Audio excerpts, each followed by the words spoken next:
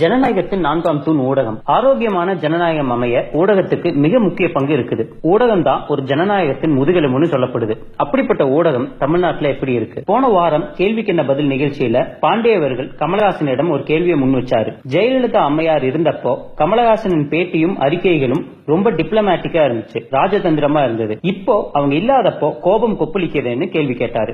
அதாவது அவர் கேட்ட கேள்வி என்னன்னா, ஜெயலலிதா அம்மையார் இருந்தப்போ அடக்கிட்டு இருந்த நீங்க இப்போ அவங்க இல்லாதப்போ ரொம்ப சவுண்ட் விடுறீங்களேன்னு நான் கேக்குறேன். இதே கேள்வி நீங்க எத்தனை அமைச்சரிடம் கேட்டிருக்கீங்க? செல்லூர் ராஜு, தங்கமணி, ஜெயக்குமார், SP வேலுமணி, ராஜேந்திர பாலாஜி, விஜயபாஸ்கர் இவங்க எல்லாம் ஜெயலலிதா அம்மையார் இருந்தப்போ பேசி நாங்க பார்த்ததே இல்ல. ஏன் நம்ம முதலமைச்சர் எடப்பாடி ஐயாவோட வாய்ஸ குரலை நாங்க இப்பதான் முதல்ல கேட்கிறோம். இப்ப ஆகும்னா யாரு வேணாலும் வந்து கருத்து சொல்றாங்க. ஜெயலலிதா அம்மையார் இருந்தப்போ அடக்கிட்டு இருந்த நீங்க இப்ப ரொம்ப சவுண்ட் விடுறீங்களேன்னு அமைச்சர்களிடமோ இல்ல எடப்பாடி ஐயா இடமோ கேட்க முடியுமா? கமல் ஊழலுக்கு எதிராக பேசின உடனே கொப்பளிச்சது ஸ்டாலின் தான். நடுநிலையான ஊடகம்னா அடுத்த வினாடியே கருணாநிதி ஐயா பத்தி சர்க்காரியா கமிஷன் சொன்னதை பத்தி கேட்டிருக்கணும், இல்ல 2G ஸ்பெக்ட்ரம் பத்தி கேட்டிருக்கணும், இல்ல திமுக கூட்டு வச்சிருக்காங்களே ஆண்டோனியோ மொய்னோ அவங்க செய்த போஃபர்ஸ் ஊழல் பத்தி கேட்டிருக்கணும். இது யாருன்னு தெரியலையா? இது சோனியா காந்தி அம்மையார் தாங்க.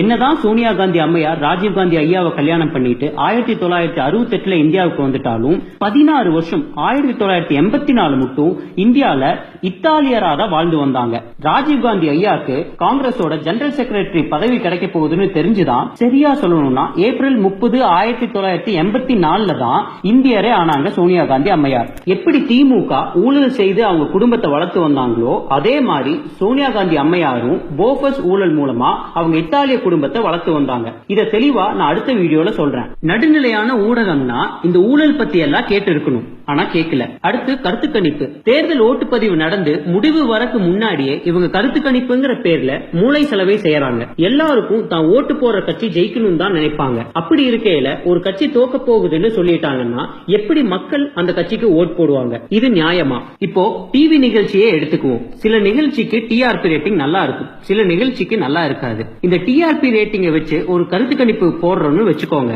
எப்படி இருக்கும்னா, இன்னைக்கு தேதிக்கு ஒரு 50% ஓட்ஸ் பிக் பாஸ் மாதிரி ரியாலிட்டி ஷோஸ்க்கு வரும், 35% ஓட்ஸ் நாடகத்துக்கு வரும், 5% ஓட்ஸ் கேள்விக்கு என்ன பதிலுக்கு வரும். மற்ற அரசியல் விவாதங்களுக்கு 2% ஓட்ஸ் தான் வரும். அப்படின்னா பிக் பாஸ், சூப்பர் சிங்கர் அந்த மாதிரி ரியாலிட்டி ஷோஸ் கோடிக்கணக்கான பேர் பாக்குறாங்க. வெறும் 5% பேர் தான் அரசியல் சம்பந்தப்பட்ட விவாதங்கள், கலந்துரையாடல்கள், பேட்டிகளை பாக்குறாங்க. 5% பேர் தான் பாக்குறாங்கன்னா இந்த நிகழ்ச்சிகள் முக்கியம் இல்லைன்னு கருதி இதை டெலிகாஸ்ட் பண்ண சேனலையும் நிகழ்ச்சியையும் பிளாக் லிஸ்ட் பண்ணிடலாமா? அதாவது இன்னையோட நிறுத்திடலாமா? நிறுத்தினா இத ஊடகங்கள் ஒத்துக்குவீங்களா? புரியலையா? இததான் நீங்க அன்புமணிக்கும் சீமானுக்கும் பண்ணிருக்கீங்க. கடந்த தேர்தல்ல அதிமுக கூட்டணி 41% ஓட்டுகள் வாங்கினாங்க, திமுக கூட்டணி 40% ஓட்டுகள் வாங்கினாங்க. அன்புமணி ராமதாஸ நம்பி 23 லட்சம் பேர் ஓட்டுகள் போட்டாங்க, அதாவது 5.3% வாக்குகள் பதிவாச்சு. சீமான நம்பி சுமார் 5 லட்சம் பேர் ஓட்டு போட்டாங்க, அதாவது 1.1% ஓட்டுகள் பதிவாச்சு. அதிமுக திமுகவை வெறுத்து ஓட்டுக்கு காசு வாங்காம மாற்றம் வேணும்ட்டு 30 லட்சம் ஓட்டுகள் பதிவாயிருக்கு. அதுவும் தேர்தலுக்கு முன்னாடியே இவங்க தோத்துருவாங்கன்னு கருத்து கணிப்பு போட்டும். தேர்தலுக்கு அப்புறம் என்னாச்சு தெரியுமா? இந்த 2 கட்சிகளையுமே வளரக்கூடாதுன்னு பெட்டி பெட்டியா காசு வாங்கிட்டு அன்புமணி ராமதாஸையும் சீமானையும் ஊடகங்கள் பிளாக் லிஸ்ட் பண்ணிட்டாங்க. எந்த அரசியல் விவாதங்களையும் இவங்களை கூப்பிட மாட்டாங்க. 5 அணியா பிரிஞ்சு நிக்கிற அதிமுக இருந்து அணிக்கு ஒருவரை கூப்பிடுறாங்க. ஆனா அன்புமணி ராமதாஸ் சைட்லயோ சீமான் சைட்லயோ யாரையுமே கூப்பிடுறது இல்ல. 30 லட்சம் வாக்காளர்களை இது அசிங்கப்படுத்துற மாதிரி, கேவலப்படுத்துற மாதிரி. இதுல எங்க ஜனநாயகம் இருக்கு சொல்லுங்க? ஜல்லிக்கட்டுக்காக பிரதமர் வீட்டுக்கு வெளியே தர்ணா போராட்டம் நடத்தினார் அன்புமணி. ஜல்லிக்கட்டையே தமிழ்நாட்டில் நடத்தி காட்டினார் சீமான். விவசாயிகள் பிரச்சனைக்காக முதல்ல நின்னது அன்புமணியும் சீமானும். காவேரி பிரச்சனைக்கு முதல்ல நின்னது அன்புமணியும் சீமானும். டிமானிட்டைசேஷன் GSTக்கு எதிராக முதல்ல நின்னது அன்புமணியும் சீமானும். நீட்டுக்கு எதிராக முதல் போராடினது அன்புமணி. காவேரி வாரியம் அமைக்க சொல்லி போராடி கடைசியில ஜனாதிபதி தேர்தலை புறக்கணித்தது அன்புமணி. இலங்கை தமிழர்களுக்காக போராடினதும் அன்புமணியும் சீமானும். இது எந்த ஊடகங்கள்லயுமே வரல. ஆனா ஸ்டாலின் அவர்கள் சட்டைக்கு லிஸ்ட் டிராமா பண்ணது மட்டும் எல்லா ஊடகத்திலயுமே வந்துச்சு. குட்கா ஊழலை பத்தி பேசுற ஸ்டாலின் மது ஆலைகளை பத்தி ஏன் பேச மாட்டேங்கிறாரு?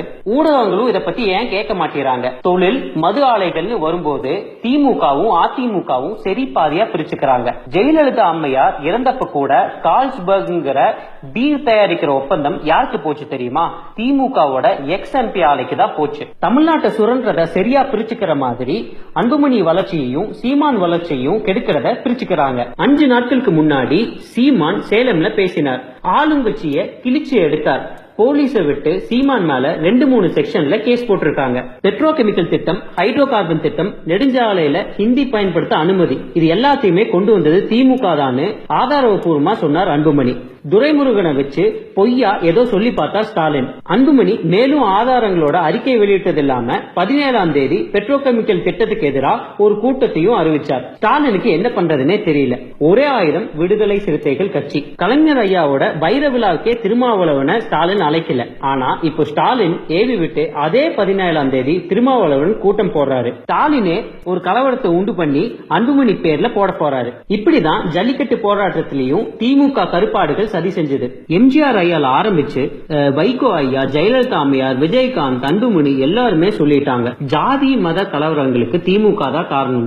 ஆனா இதையும் ஊடகங்கள் காமிக்காமையே இருக்கிறது ஏன்? பொதுப்பணித்துறை, போக்குவரத்து துறை, நிதி, மின்சாரம், உணவு, சுகாதாரம், கல்வி, காவல், தொழில்னு எல்லா துறையிலையும் ஊழல். நான் ஸ்கூல்ல படிக்கும் போது இந்தியா விவசாய நாடுன்னு பொன் விளையர் பூமின்னு படிச்சு வந்தேன். ஆனா படிச்சு முடிச்சு வெளியே வந்த பிறகுதான் தெரியுது விவசாயத்தை நம்ம என்னைக்கோ அழிச்சிட்டோம்னு. முதல் முறையா மண்ணு அள்ளுனப்போ, முதல் முறையா தண்ணீரை கார்பரேட்டுக்கு வித்தப்போ, முதல் முறையா விவசாய நிலத்துல எண்ணெய் எடுக்க கிணறு தோண்டினப்போ, முதல் முறையா ரசாயன உரம் வந்தப்போ, விவசாயிகள் முதல் முறையா தற்கொலை செஞ்சப்போ ஊடகங்கள் கேள்வி கேட்டு விவசாய பிரச்சனையை மக்களுக்கு வெளிச்சம் போட்டு காமிச்சிருந்தீங்கன்னா விவசாயம் இவ்வளவு மோசமா போயிருக்கா? ஊடக முதலாளிகளுக்கு ஒண்ணு சொல்றேன், உங்க குழந்தைகளுக்கு நீங்க தினம் தினம் பழங்கள் வாங்கி தர முடியும். ஆனா உங்களை பத்திரமா கூட்டிட்டு போற கார் டிரைவரோட குழந்தைகள், உங்களை பாதுகாப்பா வச்சுக்கிற செக்யூரிட்டியோட குழந்தைகள், உங்க வீட்டை சுத்தமா வச்சுக்கிற பணிப்பெண்ணோட குழந்தைகள், உங்களுக்கு முடிவெற்றவரோட குழந்தைகள், மேக்கப் மேனோட குழந்ைகள், கேமராமேனோட குழந்தைகள், இந்த மாதிரி நீங்க தினமும் பாக்குற பலரோட குழந்தைகள் மாசத்துக்கு ஒரு முறை பழங்கள் சாப்பிட்டாலே பெரிய விஷயம். 5 ரூபா 10 ரூபா வித்துட்டு இருந்த காய்கறிகள் இன்னைக்கு கிலோ 100 ரூபா. தான் மட்டும் சந்தோஷமா இருந்தா பத்தாது, நம்மள சுத்தி இருக்கவங்களையும் சந்தோஷமா வச்சுக்கணும். ஊடகம் நினைச்சா நிறைய மாற்றங்களை கொண்டு வர முடியும். நம்ம நாடு நமக்கு தங்கறதுக்கு இடம், குடிக்க தண்ணீர், உணவு, உடை, கல்வி, அறிவுன்னு எல்லாத்தையுமே கொடுத்திருக்கு. நம்ம நாட்டுக்கு திருப்பி தரணும்னு நினைச்சா போதும், நாடு முன்னேறிடும். அன்புமணியும் சீமானும் விவசாயத்தை முன்னிறுத்தி அரசியல் பண்ணி வராங்க. தினம் தினம் விவசாயிக்காகவும் விவசாயத்துக்காகவும் போராடி வராங்க. இனியாவது அவங்களுக்கு ஒரு வாய்ப்பு கொடுங்க, விவாதங்களுக்கு கூப்பிடுங்க, எல்லாருக்கும் சமமான வாய்ப்பு கொடுங்க. இல்ல பிக் பாஸ் மாதிரி மிஸ்டு கால் கொடுத்துதான் ஆகணும்னா அதுக்கும் அன்புமணியோட தம்பிகளும் சீமானோட தம்பிகளும் தயாரா இருக்காங்க. யூரோப்ல வெவ்வேறு நாடுகள்ல வேலை செஞ்சுட்டு இருந்த நாங்க எல்லாம் திரும்பி வந்து இங்க சமூக சேவை செஞ்சுட்டு வரோம். போன எலெக்ஷன்ல நாங்க நின்னோம், தோத்துட்டோம். ஆனா அடுத்த எலெக்ஷன்ல கண்டிப்பா ஜெயிப்போம். 2016 எலெக்ஷன்ல அன்புமணியோட சீமானோட வாக்குறுதிகள், தேர்தல் வாக்குறுதிகள் ரொம்ப அருமையா இருந்துச்சு. அவங்களுக்கு கண்டிப்பா ஒரு வாய்ப்பு தரணும். அவங்கள இப்ப மீடியா பிளாக் லிஸ்ட் பண்ணி வச்சிருக்காங்க. நீங்க இந்த வீடியோவை ஷேர் பண்ணுங்க, இந்த ஹேஷ்டேக்கோட ஷேர் பண்ணுங்க. கண்டிப்பா இது மீடியாவுக்கு ரீச் ஆகணும். அதனால Facebook, Twitter எல்லா சோசியல் மீடியாலையும் ஷேர் பண்ணுங்க இந்த ஹேஷ்டேக்கோட. வந்தே மாதரம். ஜெய் ஹிந்த்.